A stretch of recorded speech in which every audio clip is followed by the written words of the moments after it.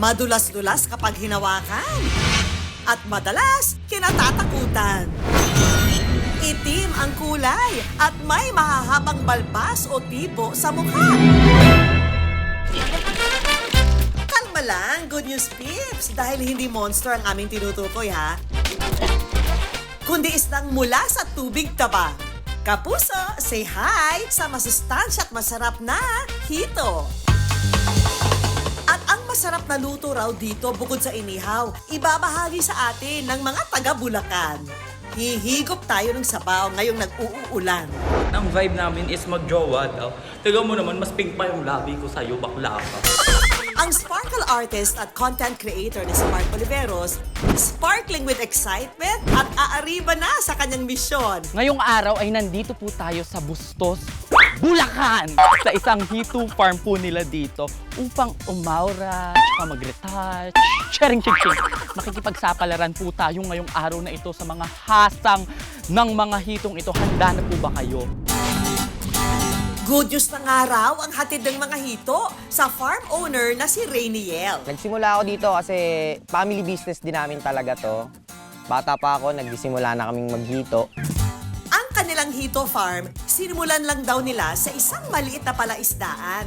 Hanggang sa lumaki na ito at umabot sa 7,000 square meters. Na kayang makapuno ng hanggang sa 100,000 piraso ng hito. Sa pag-maintain po ng tubig, at least twice a week, nagpapalit po ng tubig. Ang pakain po ng hito is twice a day, umaga, tsaka po sa hapon. Kung good news para sa mga maghihito ang hatid ng mga catfish, Diyos ko, ito na. First time kong mangunguha ng hito. Kinakabahan ako. magawa naman kaya ni Mark ang kanyang misyon na manghuli ng mga nakakatakyut na hito? Sasamahan naman tayo ni Kuya Rainiel. Ayan. Halika kuya. Huwag kong iiwanan ha.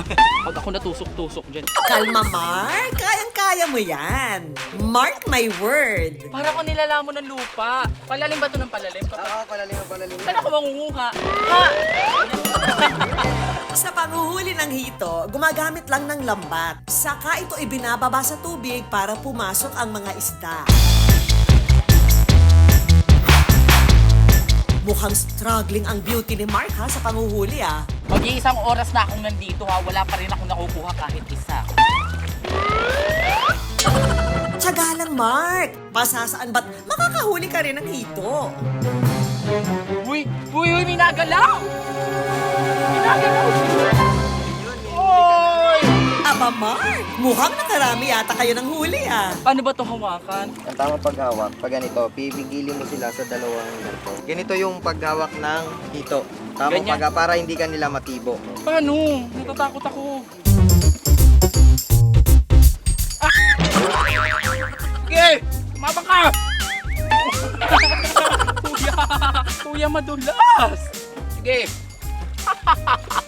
Kuya, paano naman natin malalaman kung may gender ba sila? Oh, meron. Kung lalaki at babae? Ayan, yung hawak mo ngayon, lalaki yan. Bakit? Ayan, nakikita mo yung parang ano sa Ay. kanya. Ayan, lalaki yan. Ito naman yung babae.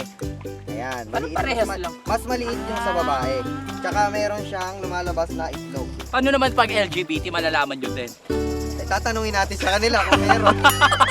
At dahil sagana sa hito ang mga Bulakenyo, isa sa paborito rin nilang luto rito, ang sinigang na hito with puso ng saging. Ayan ngayon mga kapuso, isa namang yes na cooking show ang magaganap kasama ang pambato ng Bustos, Bulacan sa larangan ng pagluluto si Mami Tess. Umpisahan na natin paano ba magluto ng sinigang na hito sa puso ng saging. Ito po, luya po. Tatabog natin sa tubig na kumukulo. Nilagyan din ito ng kamatis at sibuyas, tsaka muling pinakuluan. Lagyan na natin ng Puso. Yan. Tapos hito na din.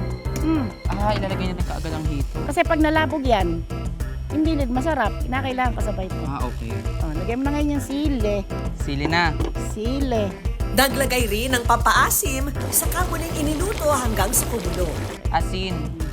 Nag-asin pa.